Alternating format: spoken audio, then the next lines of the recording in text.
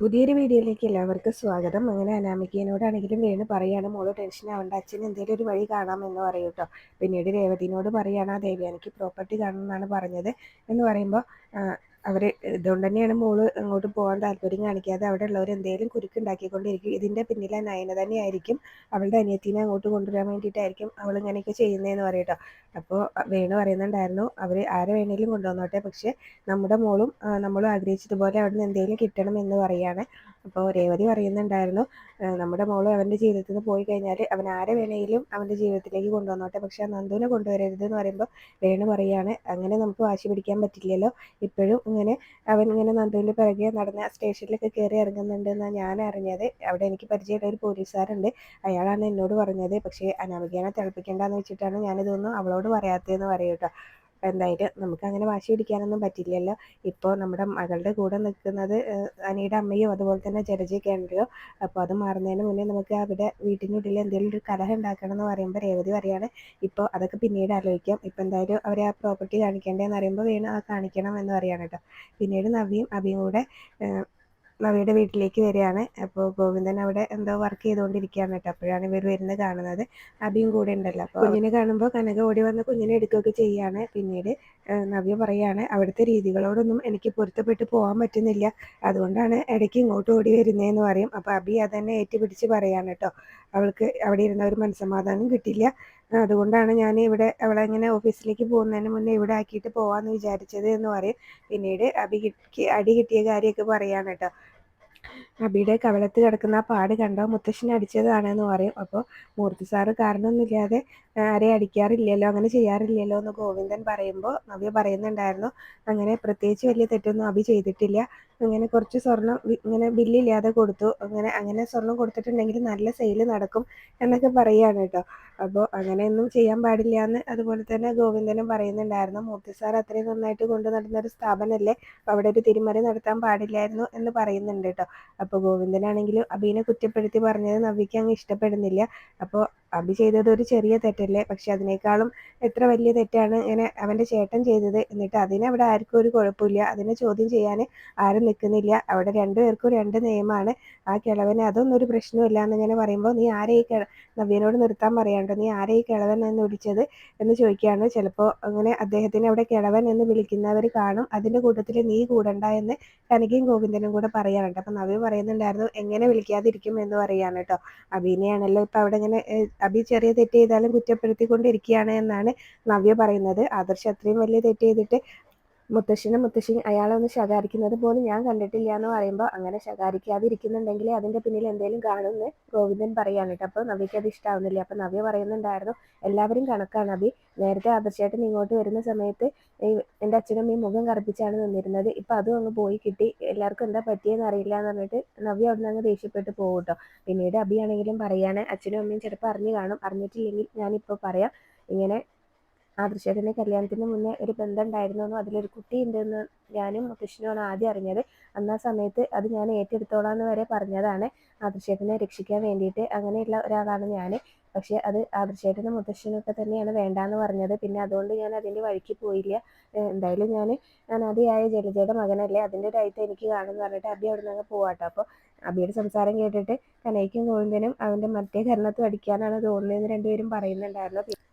പിന്നെ അഭി ചെന്നിട്ട് നവ്യനോട് പറയുന്നുണ്ടായിരുന്നു, നേരത്തെ നമ്മൾ ഇങ്ങോട്ട് വരുമ്പോൾ ഉണ്ടായിരുന്ന സ്നേഹമൊന്നും അച്ഛനും അമ്മയ്ക്കും ഇപ്പോഴും ഇല്ലയെന്ന് തോന്നുന്നുണ്ട്, അവരിങ്ങനെ ആദർശനായനെയും അവരെ എന്തൊക്കെയോ പറഞ്ഞ് തിരുത്തിയെന്നാണ് തോന്നുന്നതെന്ന് പറയുമ്പോൾ, അങ്ങനെ തിരുത്താൻ ഇവിടെ ഒരാളും കൂടെ ഉണ്ട്, ഇവിടുത്തെ SI എന്ന് പറയട്ടോ. അപ്പോൾ അവൾ കാരണമാണ് ഇപ്പോൾ അവളിങ്ങനെ ഏത് സമയം പറഞ്ഞുകൊണ്ടിരിക്കുന്നുണ്ട് ഇങ്ങനെ ആദർശേട്ടൻ തെറ്റ് ചെയ്യില്ല എന്നുള്ളതെന്ന് പറയുമ്പോൾ അഭി പറയും, അവൾ കാരണമാണ് ഇപ്പോൾ അനാമികയുടെ ജീവിതം ഇങ്ങനെ ആയതെന്ന് പറയട്ടോ. അങ്ങനെയൊന്നും നീ പറയണ്ടെന്ന് അപ്പോൾ നവ്യ പറയുകയും ചെയ്യാണ്, അവളും അവളുടെ വീട്ടുകാരും അത്ര ശരിയൊന്നുമല്ല, ഇപ്പം ഞാൻ അവളുടെ കൂടെ നിൽക്കുന്നുണ്ടെങ്കിൽ അത് നമ്മുടെ വീട്ടിലെ ഓരോ പ്രശ്നങ്ങൾ കൊണ്ടൊക്കെ തന്നെയാണ് എന്ന് പറയട്ടെ നവ്യ. അപ്പോൾ അഭി പറയുന്നുണ്ടായിരുന്നു, ആ ചന്തുമോളായിട്ട് ഒരു അടുപ്പ് അനാമിക കാണിക്കുന്നില്ല, ഏത് സമയം നമ്മുടെ മോനെയാണല്ലോ അവൾ എടുത്തുകൊണ്ട് നടക്കുന്നത് എന്നൊക്കെ പറയൂട്ടോ. അതുകൊണ്ട് മാത്രമാണ് എനിക്ക് അവളോടൊരു ചെറിയ സ്നേഹം എന്ന് നവ്യ പറയുകയും ചെയ്യുന്നുണ്ട് അബിനോട്. അബിയാണെങ്കിലും നവ്യനോട് പറയുന്നുണ്ടായിരുന്നു, ഇപ്പം നമ്മുടെ തറവാട്ടിൽ 2 ഗ്രൂപ്പുണ്ട്.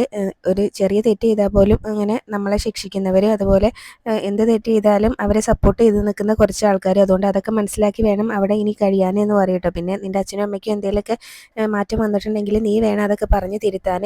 അങ്ങനെ തെറ്റ് ചെയ്ത ആദർശിനെ അവർ 2 കൈയും നീട്ടി സ്വീകരിക്കേണ്ടെന്ന് പറയട്ടോ. എന്തായാലും ഞാൻ ബ്രാഞ്ചിലേക്ക് പോയിട്ട് വേഗം തിരിച്ചു വരാമെന്ന് പറയുമ്പോൾ നിനക്ക് എന്തെങ്കിലും കൊണ്ടുവരണമെന്നൊക്കെ ചോദിക്കുന്നുണ്ട്. അപ്പോൾ അബിനോട് നവ്യ പറയും, വേണ്ട, വെറുതെ പൈസ കളയണ്ട, നമുക്ക് ഒരുമിച്ച് പോകാമെന്ന് പറയും.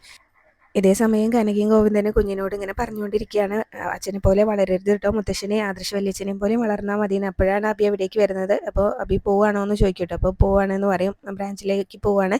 ഇപ്പോൾ ഓണൊക്കെ വരുന്നതുകൊണ്ട് നല്ല സെയിലാണ് നടക്കുന്നതെന്ന് പറയുമ്പോൾ ഗോവിന്ദൻ പ്രത്യേകം എടുത്ത് പറയുന്നുണ്ട്, ഇങ്ങനെ സെയിൽ നടക്കുന്നതുകൊണ്ട് കുഴപ്പമൊന്നുമില്ല, അവിടെ തിരിമറി നടത്താതെ ഇരുന്നാൽ മതി എന്ന് കേട്ടോ. അപ്പോൾ അബിക്ക് അത് ഇഷ്ടമാവുന്നില്ല. അച്ഛൻ നേരത്തെ ഇങ്ങനെയൊക്കെ പറഞ്ഞല്ലോ, അപ്പോൾ ഞാനൊരു ചെറിയ തെറ്റ് ചെയ്തത് അതെന്തിനാണ് എല്ലാവരും ഉയർത്തി കാണിക്കാൻ ശ്രമിക്കുന്നത്? ആദർശ് ചെയ്ത പോലെ ഒരു തെറ്റ് ഞാൻ ചെയ്തിട്ടില്ല. കല്യാണത്തിന് മുന്നേ ഒരുപാട് പെൺകുട്ടികളെ സ്നേഹിച്ചിട്ടുണ്ട്, പക്ഷെ ഞാൻ ആരെയും ഇങ്ങനെ വഞ്ചിച്ചിട്ടില്ല എന്ന് പറയട്ടോ. അപ്പോൾ അത് കേൾക്കുമ്പോഴാണെങ്കിൽ ഗോവിന്ദനും കനയ്ക്കൊന്നും അത്രയ്ക്ക് ഇഷ്ടപ്പെടുന്നൊന്നുമില്ല. അപ്പോഴേക്കും നന്ദു അവിടേക്ക് വരുന്നുണ്ട്. അതാ SI വന്നല്ലോ എന്ന് പറയും. അപ്പോൾ നന്ദു വന്നിട്ട് പറയുന്നുണ്ടായിരുന്നു, ആ ജ്വല്ലറിയിൽ തിരിമറി നടത്തിയതൊക്കെ ഞാൻ അറിഞ്ഞു എന്ന് പറയട്ടോ. അങ്ങനെ തിരിമറി നടത്തിയെന്നൊന്നും പറയാൻ പറ്റില്ല, വിത്തൗട്ട് ബില്ലിൽ കുറച്ച് സ്വർണം വിറ്റു എന്നിങ്ങനെ പറയും. ഞാൻ ചെയ്ത തെറ്റ് എല്ലാവരും അങ്ങ് ഉയർത്തി കാണിക്കുന്നുണ്ടല്ലോ, ആദർശം എത്ര വലിയ തെറ്റാണ് ചെയ്തത്, എന്നിട്ട് അതാർക്കും പറയാനൊന്നുമില്ല എന്ന് പറഞ്ഞത് ദേഷ്യപ്പെടുകയാണ് കേട്ടോ. അപ്പോൾ നന്ദു പറയുന്നുണ്ടായിരുന്നു, ആദർശേട്ടൻ അഭിയേട്ടൻ പണ്ടേ തിരിമറി നടത്താൻ മിടുക്കനാണല്ലോ, ആദർശേട്ടനെ പറ്റി അങ്ങനെ പരാതികളൊന്നും കേൾക്കാറില്ല എന്ന് പറയുമ്പോൾ, ഇപ്പം എന്തായാലും കേൾപ്പിച്ചപ്പോൾ അളന്ന് തൂക്കിയങ്ങ് കേൾപ്പിച്ചല്ലോ നിൻ്റെ പുന്നാരേട്ടൻ എന്ന് പറഞ്ഞങ്ങ് കളിയാക്കുകയാണ് കേട്ടോ. അപ്പോൾ അതിൻ്റെ പേരിലാണെങ്കിൽ വിത്തൗട്ട് ബില്ലിൽ സ്വർണം കൊടുത്തതിൻ്റെ പേരിൽ എൻ്റെ കവളത്ത് മുത്തശ്ശിനെ അടിക്കുകയും ചെയ്തു എന്നൊക്കെ നന്ദുവിനോട് പറയുമ്പോൾ നന്ദു മനസ്സിലോർക്കുന്നുണ്ടായിരുന്നു, നിൻ്റെ കവളത്ത് അടിക്കല വേണ്ടത്, വാരിയിൽ ഒടിക്കുകയാണ് വേണ്ടതെന്ന് ഇങ്ങനെ മനസ്സിലോർക്കും കേട്ടോ. എന്തായാലും അബി പോയിട്ട് വരാമെന്ന് പറഞ്ഞ് അങ്ങ് പോവാണ്. അപ്പോൾ ഗോവിന്ദൻ പറയുന്നുണ്ടായിരുന്നു, അബി പോകുമ്പോൾ തെറ്റ് ചെയ്തവർക്ക് മനസ്സിൽ എന്തെങ്കിലും ഒരു കുറ്റബോധമെങ്കിലും കാണും, മറ്റുള്ളവരോട് സംസാരിക്കുമ്പോൾ ഇവൻ അതും ഇല്ല എന്ന് പറയും കേട്ടോ. അപ്പോൾ കനക പറയുന്നുണ്ടായിരുന്നു, അവൻ്റെ അമ്മ അവനെ അങ്ങനെയാണ് വളർത്തിയത് എന്ന്. പിന്നീട് കുഞ്ഞിനെ ഇങ്ങനെ കൊഞ്ചിക്കുന്നുണ്ട്. നന്ദു എടുത്തിട്ട് നവ്യേച്ചി വന്നിട്ടില്ലേ എന്നൊക്കെ ചോദിക്കുമ്പോൾ നവ്യ വരാതെ പിന്നെ കുഞ്ഞ് എൻ്റെ കയ്യിലിരിക്കുമോ എന്ന് കനക നന്ദുവിനോട് പറയട്ടെ. പിന്നെ കുഞ്ഞിനെ കളിപ്പിച്ചുകൊണ്ടിരിക്കുകയാണ്. അതിനുശേഷം പിന്നെ രേവതിനെയും അതുപോലെ തന്നെ വേണുവിനെയാണ് കാണിക്കുന്നത്. ദേവയാനിക്ക് പ്രോപ്പർട്ടി കാണണം എന്ന് പറഞ്ഞുകൊണ്ട് അതിനുള്ള ഏർപ്പാടൊക്കെ ചെയ്തിട്ടുണ്ട് കേട്ടോ. അപ്പോൾ കള്ളം പൊളിയോ എന്നുള്ള പേടിയാണ് രേവതിക്ക്. അതിടയ്ക്ക് ഇങ്ങനെ വേണുവിനോട് ചോദിച്ചുകൊണ്ടിരിക്കുന്നുണ്ട്. അപ്പോൾ വേണുവാണെങ്കിൽ രേവതിനോട് പറയുന്നുണ്ടായിരുന്നു, ഇതുവരെ നമ്മൾ വളഞ്ഞ വഴിയിലൂടെ തന്നെയല്ലേ എല്ലാം സമ്പാദിച്ചിട്ടുള്ളത്, നേരായ മാർഗത്തിലൂടെ പണം സമ്പാദിച്ച കാലൊക്കെ മറന്നില്ലേ എന്ന് പറയട്ടെ. അപ്പോൾ അതുകൊണ്ട് പിടിക്കപ്പെടുകയൊന്നുമില്ല. പിന്നെ ആ സ്ഥലത്തിൻ്റെ ഓണറാണെങ്കിലും അമേരിക്കയിലാണ്, അതൊക്കെ ഞാൻ അറിഞ്ഞു വെച്ചുകൊണ്ട് തന്നെയാണ് എന്നിങ്ങനെ പറയട്ടോ. അതിനൊരു ഇടനിലക്കാരുണ്ട്, അയാളെയാണ് ഞാൻ വിളിച്ചിട്ടുള്ളത് എന്നൊക്കെ പറയുകയാണ്. അപ്പോൾ എന്തായാലും ദേവയാനീനെ ആ പ്രോപ്പർട്ടി കൊണ്ടുപോയി കാണിക്കണമല്ലോ, അപ്പോൾ അതിന് വേണ്ടിയിട്ടുള്ള ഒരുക്കത്തിലാണ് കേട്ടോ രണ്ടുപേരും കൂടെ. പിന്നീട് അനാമികയാണെങ്കിലും ആകെ ടെൻഷൻ അടിച്ചിരിക്കുകയാണ് കേട്ടോ. ഇതേ സമയം ദേവയാനിയും നയനിയും താഴേക്ക് ഇറങ്ങി വരികയാണ്. അപ്പോൾ അവരെ കാണുമ്പോൾ തന്നെ ആകെ ടെൻഷൻ കൂടുന്നുണ്ട് അനാമികയ്ക്ക്. അപ്പോൾ നമുക്ക് പോയാലോ എന്നിങ്ങനെ ചോദിക്കുമ്പോൾ അനാമിക തിരിച്ച് ദേവയാനിയോട് ഇങ്ങനെ ചോദിക്കുകയാണ്, അനി ഇവിടെ ഇല്ലല്ലോ അതിനെ എന്ന് പറയട്ടോ. അപ്പോൾ അനി വേണ്ട, നമുക്ക് പോയിട്ട് കാണാമെന്നിങ്ങനെ പറയുവേ. അപ്പോൾ എന്തായാലും മോളുടെ പേരിലല്ലേ അങ്ങനെ വീട് വെച്ച് തരാൻ അച്ഛൻ ഉദ്ദേശിക്കുന്നത്. ഇപ്പോൾ വേണുവിന് കുറച്ച് ടൈറ്റാണെന്ന് തോന്നുന്നുണ്ട്, അതുകൊണ്ടായിരിക്കും കൺസ്ട്രക്ഷൻ ഒന്നും തുടങ്ങാത്തത് എന്ന് പറയൂ കേട്ടോ. അപ്പോൾ അതുപോലെ തന്നെ പിന്നീട് ഇനിയിപ്പോൾ അനിക്കും മോൾക്കും കൂടെ അല്ലേ വീട് വെച്ചിരുന്നത്, അതുകൊണ്ട് നമുക്കും സഹായിക്കാമല്ലോ.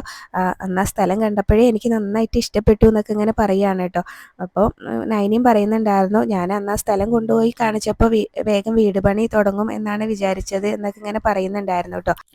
എന്നാൽ നമുക്ക് സ്ഥലം കാണാൻ പോയാലോ എന്ന് ചോദിക്കുമ്പോൾ അനാമികയാണെങ്കിലും ഒരു വിഷമത്തോടു കൂടിയാണ് കേട്ടോ നിൽക്കുന്നത്, ആകെ ടെൻഷൻ അടിച്ച്. അപ്പോൾ എന്തെങ്കിലും ബുദ്ധിമുട്ടുണ്ടോ മോളെ എന്ന് ചോദിക്കും കേട്ടോ ദേവയാനി. എനിക്കൊരു ബുദ്ധിമുട്ടുമില്ല എന്നിങ്ങനെ അനാമിക പറയുകയും ചെയ്യാണ്. എന്നാൽ പിന്നെ വാ എന്ന് പറഞ്ഞിട്ട് നൈനെ വിളിച്ചിട്ട് അങ്ങ് പോവാണ് കേട്ടോ. അപ്പോൾ ഇതിൻ്റെ പിന്നിൽ നീയാണെന്ന് എനിക്ക് നന്നായിട്ട് അറിയാടി എന്നിങ്ങനെ അനാമിക മനസ്സിലോർക്കുകയും ചെയ്യുന്നുണ്ട്. അപ്പോഴേക്കും രേവതിയും വേണും കൂടെ അവിടെ എത്തിയിട്ടുണ്ടാവും കേട്ടോ. അവരെത്തുന്നതിന് മുന്നേ എത്തണമല്ലോ. അപ്പോൾ എന്തായാലും കള്ളത്തരം പൊളിയോ എന്നുള്ളൊരു പേടിയോടുകൂടിയാണ് രേവതി സംസാരിക്കുന്നത് കേട്ടോ വേണുവിനോട്. അപ്പോൾ എന്തായാലും ഇതൊന്നും പൊളിയില്ല എന്നാണ് വേണു പറയുന്നത്. അപ്പോഴേക്കും അവരെത്തുകയും ചെയ്യും കേട്ടോ. അപ്പോൾ ദേവയാനിയും നൈനിയും അതുപോലെ തന്നെ അനാമികയും വണ്ടിയിൽ നിന്ന് ഇറങ്ങിയിട്ട് വരുന്ന കാണുമ്പോൾ തന്നെ ദേവയാനിയോട് ചോദിക്കുന്നുണ്ടായിരുന്നു, എങ്ങനെയുണ്ട് ദേവയാനി സ്ഥലം എന്ന് ചോദിക്കും കേട്ടോ. അപ്പോൾ നല്ല കണ്ണായ സ്ഥലമാണെന്ന് ദേവയാനി പറയുകയും ചെയ്യും. അപ്പോൾ വീട് വെക്കുന്നതിനെ കുറിച്ചൊക്കെ ചോദിക്കുകയാണ് പിന്നീട്. അതുപോലെ തന്നെ വേണു പറയുന്നുണ്ടായിരുന്നു, 1 സെൻറ്റിന് 30 ലക്ഷമാണ്, അങ്ങനെ 12 സെൻറ്റ് ഉണ്ട്, 3,60,00,000 എന്ന് പറയുമ്പോൾ അങ്ങനെ പ്രമാണമൊക്കെ ചെയ്തോ എന്ന് ചോദിക്കുന്നുണ്ട് ദേവയാനി. അപ്പോൾ പ്രമാണം ചെയ്തിട്ടില്ല, അഡ്വാൻസ് 1 കോടി കൊടുത്തിട്ടേ ഉള്ളൂ. അപ്പോൾ ഈ ചിങ്ങത്തിലെ വീട് പണി തുടങ്ങാമെന്നാണ് വിചാരിച്ചത്. അപ്പോൾ അങ്ങനെ ഓണറാണെങ്കിൽ അടുത്ത ജനുവരിയിലേ വരുള്ളൂ, അപ്പോൾ പ്രമാണം ചെയ്തിട്ടല്ലേ ചെയ്യാൻ പറ്റുള്ളൂ എന്നൊക്കെ ഇങ്ങനെ പറയുന്നുണ്ട് കേട്ടോ. വേണുവാണെങ്കിലും ഉള്ള കള്ളങ്ങളൊക്കെ എന്തായാലും ദേവയാനിയോട് വിളിച്ച് പറയുന്നുണ്ട്. പക്ഷേ ദേവയാനിക്ക് കാര്യം മനസ്സിലായിട്ടുണ്ട്, എന്തായാലും അവരുടെ സ്ഥലമല്ല എന്നുള്ളതൊക്കെ മനസ്സിലായിട്ടുണ്ട്. അപ്പോൾ അതുകൊണ്ട് തന്നെ അതിനെക്കുറിച്ച് പറയുമ്പോൾ എന്നാൽ പിന്നെ നമുക്ക് കൺസ്ട്രക്ഷൻ കിരണിന് കൊടുക്കാമെന്ന് പറയും കേട്ടോ. അത് കേൾക്കുമ്പോൾ വേണുവിൻ്റെയും അനാമികയുടെയും മുഖമൊക്കെ അങ്ങ് മാറുന്നുണ്ട്. അപ്പോൾ അത് വേണ്ട, നമുക്കിങ്ങനെ സാധനം ഇറക്കി കൊടുത്തിട്ട് ഇങ്ങനെ ചെയ്തു തരുന്ന നല്ല കോൺട്രാക്ടർമാരുണ്ട്, അവരെ ഏൽപ്പിച്ചാൽ മതി എന്ന് പറയുമ്പോൾ ദേവയാനി പറയുന്നുണ്ട് അതൊക്കെ നിങ്ങളുടെ ഇഷ്ടമാണെന്ന് പറയൂ കേട്ടോ. പിന്നീട് അനി അനാമികയും തമ്മിൽ അതുപോലെ തന്നെ വീട്ടിൽ എപ്പോഴും വഴക്കാണല്ലോ. ഇനിയിപ്പോൾ വീട് പണി ഇങ്ങനെ കഴിഞ്ഞ് കഴിഞ്ഞാൽ അനി അനാമിക ഇവിടെ വന്ന് താമസിക്കട്ടെ, അത് തന്നെയാവും നല്ലതെന്ന് പറയുമ്പോൾ നയന ചോദിക്കുകയാണ് വീട് പണി പൂർത്തിയാവുമോ എന്ന് ചോദിക്കും. അതെന്താ ഏട്ടത്തിക്ക് അങ്ങനെ ഒരു സംശയം എന്നിങ്ങനെ ചോദിക്കുമ്പോൾ വേണു പറയുന്നുണ്ടായിരുന്നു ഞങ്ങളും അത്യാവശ്യം ഇങ്ങനെ പൈസ ഉള്ളവരൊക്കെ തന്നെയാണ്, അനന്തപുരി തറവാടിൻ്റെ ഒപ്പം നിൽക്കാൻ പറ്റിയില്ലെങ്കിലും അതിൻ്റെ അടുത്ത് ഇങ്ങനെ നിൽക്കാൻ പറ്റിയ ആൾക്കാർ തന്നെയാണ് എന്നൊക്കെ ഇങ്ങനെ പറയും കേട്ടോ.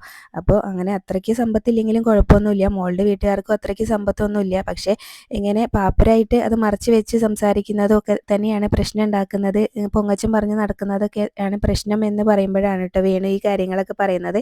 ഞങ്ങളും അത്യാവശ്യം നല്ല പണമുള്ളവർ തന്നെയാണെന്നൊക്കെ പറയുന്നത്. അതൊക്കെ കഴിഞ്ഞ് ദേവയാനി എന്നാൽ പിന്നെ നമുക്ക് തിരിച്ചു പോയാലോ എന്ന് ചോദിക്കും കേട്ടോ അനാമികയോട്. അപ്പോൾ അനാമിക അങ്ങനെ പറയുന്നുണ്ടായിരുന്നു ഞാൻ അച്ഛൻ്റെ അമ്മയുടെയും കൂടെ വീട്ടിലൊന്ന് പോയിട്ട് അങ്ങോട്ട് വന്നേക്കാന്ന് പറയുമ്പോൾ ഓ ആയിക്കോട്ടെ എന്ന് പറയും കേട്ടോ ദേവയാനി. എന്നിട്ട് ദേവയാനി നൈനി അങ്ങ് പോവാണ്.